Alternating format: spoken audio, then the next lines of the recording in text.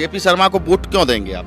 क्योंकि उन्होंने बहुत ही विकास करा है, हमारे जहांगीरपुर में पूरा ही परिवर्तन कर दिया है। उनको इतना विकास कोई और चेयरमैन नहीं कर सकता है। लेकिन 2024 में फिर इलेक्शन आ रही, कौन प्रधानमंत्री होना चाहिए? मोदी जी। जब तक जिए मैं, जब तक वही रहे। जब तक जिए वो ही रहे। थोड़ी बहुत तो हमें कंपटीशन रखना पड़ेगा, करना पड़ेगा, वो कंपटीशन रहेगा। ज़्यादा बहुमत से मेरी ही जीत होगी, मैं ही आगे रहूँगा, ये मेरा वायदा है। ढोल नगाड़े, चारों तरफ जन सैलाब, हर तरफ कमल निशान। तस्वीरें गौतम बुद्ध नगर जिले के जहांगीर कस्बे की हैं। इन दिनों पूरे उत्तर प्रदेश की धरती पर नगर निकाय चुनावों का शोर है, लेकिन इन चुनावों में भी मुख्यमंत्री योगी आदित्यनाथ और उनकी नीतियों का डंका चारों तरफ बज रहा है। क्या वाकई इन चुनावों में योगी मैजिक काम कर रहा है या जमीनी हकीकत कुछ और है? इसको जानने के लिए नोएडा 24 न्यूज की टीम पहुंची थी गौतम बुद्ध नगर जिले के जहांगीरपुर कस्बे में। नमस्कार, नोएडा 24 न्यूज देख रहे हैं आप। आपके साथ मैं हूं मोहित कर्णेश ठाकुर। आपके नगर का क्या है हाल? क्या नगर से बदल जाएगी उत्तर प्रदेश की सियासी चाल? इसी के तहत आज हम मौजूद हैं गौतम बुद्ध नगर जिले के जहांगीरपुर में। जहांगीरपुर में इन दिनों नगर निकाय चुनाव का डंका बज रहा है। जोर शोर से उम्मीदवार अपने प्रचार प्रसार में लग गए हैं, लेकिन जहांगीरपुर में किसकी सरकार बनेगी और जहांगीरपुर के सिंहासन पर बैठेगा कौन? आज इसी के तहत हम जहांगीरपुर की जनता की राय जानेंगे। जहांगीरपुर की जनता का मिजाज जानने जैसे ही हम आगे बढ़े, हाथों में कुछ बैलेट पेपर लिए प्रचार करती हुई कुछ ग्रामीण महिलाएं हमको नजर आईं। उसके बाद जब हमने उनसे बातें की तो हमको पता चला कि वाकई हर घर में अब योगी मैजिक चल रहा है।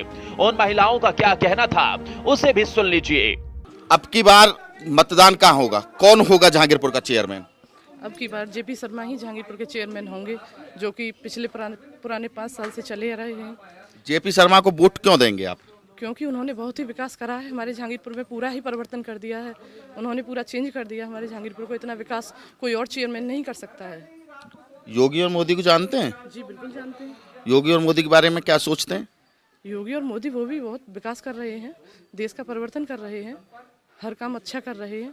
और उसी की वजह से अब हम भी बीजेपी की उसमें आ गए हैं, टिकट मिली है हमें, तो हम भी पूर्ण विकास करेंगे। ठीक है। और भी महिला हमारे साथ मौजूद हैं। किसे देखते हैं, क्या विकास हुए जहांगीरपुर में? घर में रहकर जहांगीरपुर की हवा का क्या रुख है? कौन होगा चेयरमैन?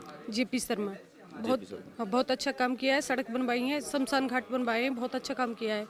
मकान भी बनवाए हैं बहुत सारे। अच्छा। नल वल भी लगवाए हैं, बहुत अच्छा काम किया है उन्होंने। एक महिला होने के नाते आपकी क्या मांग होगी कि अगर जेपी शर्मा चेयरमैन बने तो महिलाओं के लिए ये काम होना चाहिए जहांगीरपुर में? सभी काम महिलाओं के लिए हुआ है। अच्छा। क्या नहीं?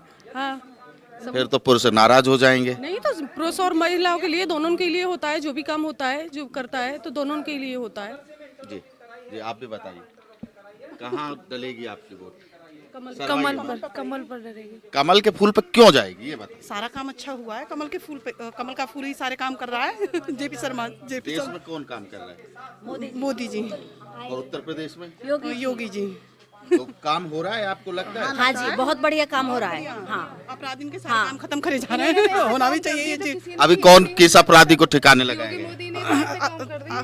अतीक को, अतीक अहमद को एनकाउंटर करके मारा गया है जी। हाँ जी, योगी बाबा से खुश हैं? खूब खुश है जी। चलिए, अब तो नगर निकाय के चुनाव हो गए, यहाँ सरकार बन जाएगी। कोई नहीं, जेपी शर्मा को आप वोट देंगे, लेकिन 2024 में फिर इलेक्शन आ रहे, कौन प्रधानमंत्री होना चाहिए? मोदी जी। अब की बार भी? अब की बार भी, जब तक जिए मैं, जब तक वही रहे। जब तक जिए वो ही रहे। उन्हें अच्छी जो खासियत है, वो जातिवाद नहीं करते हैं जेपी शर्मा। ये सबसे उनकी खासियत, सबसे अच्छी विशेषता उनकी यही है कि उन्होंने कभी ये नहीं सोचा है कि ये दलित है, ये ऊंचा है, ये नीचा है, ये ब्राह्मण है। तो सबसे जो खास हम बोल सकते हैं वो है उनका जातिवाद, जो जातिवाद नहीं करते हुए। 5 साल में उन्होंने इतना काम किया है कि किसी चेयरमैन ने अब तक किया नहीं। ना ही करेगा। ये भी उम्मीद है कि कोई करेगा नहीं। बहुत अच्छा काम किया उन्होंने 5 साल में। साथ है, चाहे गरीब हो या अमीर हो, सबके साथ है। वो चेयरमैन भी नहीं है, पहले नहीं, सबके साथ चेयरमैन से पहले भी उन्होंने अच्छे काम करे हैं सारे। एक सुर है, पूरा महिलाओं का एक सुर है कि जबरदस्त विकास हुआ है जहांगीरपुर में, और अब की बार भी जेपी शर्मा यहाँ से कैंडिडेट होंगे। मोदी और मैजिक पूरे देश में चल रहा है। जहांगीरपुर से बीजेपी की टिकट पर जयप्रकाश शर्मा चुनाव लड़ रहे हैं। पूरा जहांगीरपुर उनको जेपी शर्मा के नाम से जानता है। महिलाओं की जुबान पर सिर्फ और सिर्फ एक ही नाम था, जेपी शर्मा। सभी महिलाएं उनकी सादगी और शालीनता की मिसाल देने लगी। उनके कामों को उंगलियों पर हमको गिनवाना शुरू कर दिया।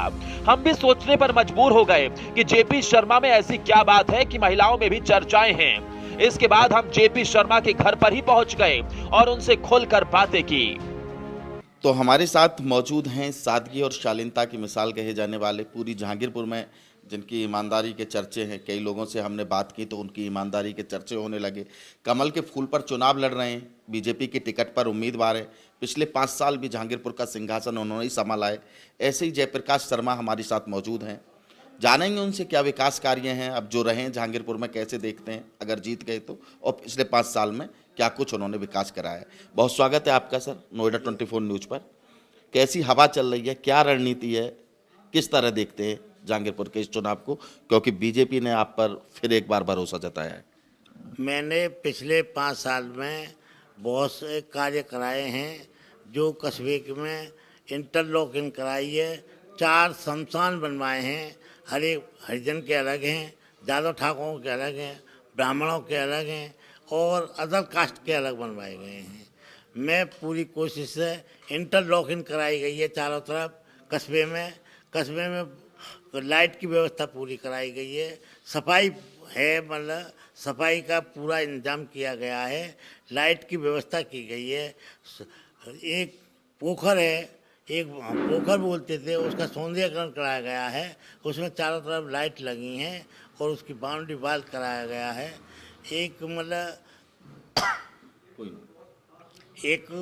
मैंने एक शौचालय यहाँ पे रामलीला ग्राउंड है, उसके पास शौचालय बनवाए गए हैं। सफाई की पूरी व्यवस्था की गई है और भी आगे आने वाले समय में जो बाकी रह गई हैं समस्या, जो भी कार्य रह गए हैं उनको पूरा कराऊंगा। अच्छा, आपने भी बीजेपी से टिकट भी ली, आपको भी, और भी लोग थे जो बीजेपी से टिकट मांग रहे थे, फिर उन्होंने निर्दलीय चुनाव लड़ना स्वीकार किया। कई लोग हैं क्योंकि 11 कैंडिडेट है इस छोटी सी आबादी में, तो किस तरह से देखते हैं? कहीं ना कहीं टक्कर मान रहे हैं या एक तरफा जीत मान रहे हैं? टक्कर तो नहीं मानना, लेकिन उसका ये है कि थोड़ी बहुत तो हमें कंपटीशन रखना पड़ेगा, करना पड़ेगा और कंपटीशन रहेगा। लेकिन ज़्यादा उससे बहुमत से मेरी ही जीत होगी, मैं ही आगे रहूँगा, ये मेरा वायदा है आपसे।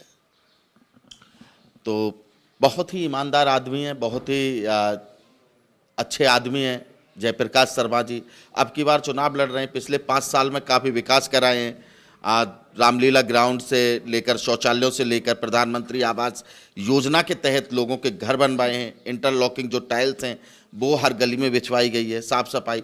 और कह रहे हैं कि अब की बार जो बजट में नहीं था, जो विकास कार्य रह गए वो इस योजना में पूरे करा दिए जाएंगे।